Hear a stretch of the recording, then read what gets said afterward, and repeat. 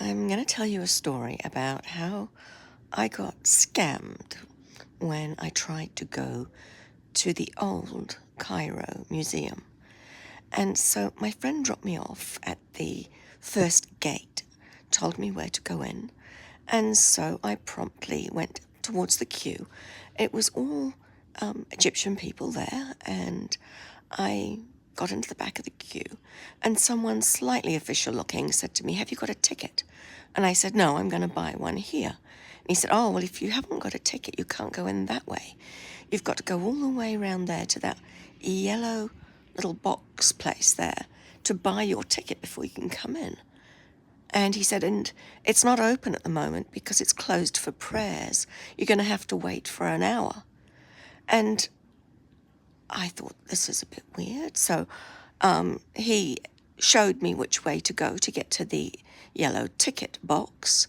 So I started on my way, and miraculously, just as I am going towards that, another gentleman is walking nearby me, and he says, "Oh, are you going to buy a ticket?" And I said, "Yes." And he said, "Oh, the ticket office is closed because of prayer. It won't be open again for another hour." And I'm thinking, if I have to wait until 3 o'clock to get the ticket, and then I'm queuing to get in, by the time I get in, it's not going to be worth even having a look round. It'll be closed. So I thought, I'm going to just text my friend and say, "Big mistake, I need to come back with you."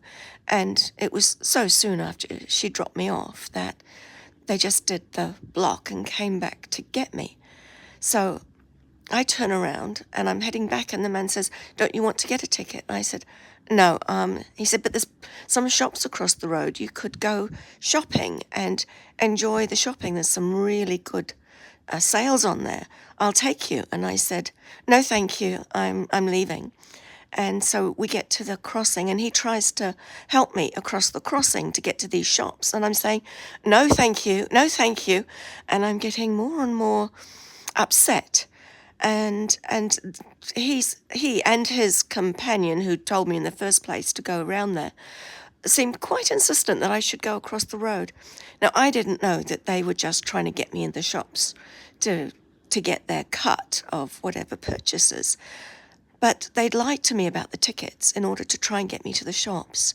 I didn't understand that. I actually thought I was being kidnapped, and I got quite emotional.